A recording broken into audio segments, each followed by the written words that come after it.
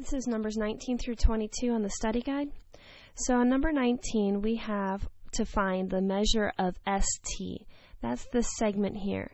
Now, if you'll notice here, this segment is what we call a mid-segment because it is the midpoint of this side, because these are congruent, and the midpoint of this side because these two sections are congruent.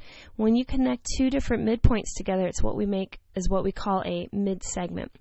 And so if you look here on this triangle, this mid-segment corresponds to this side here, and the mid-segment length is going to be half of the larger segment that it corresponds to. So half of 24. 24 divided by 2 makes this 12 units long. Next we do the problem QR. QR is this side right here.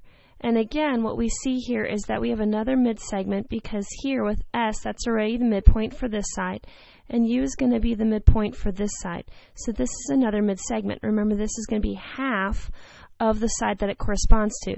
So if this is 11, then we need this to be twice as long. So 11 times 2 would make QR 22. The next one we're looking for is segment PU, or the length of PU.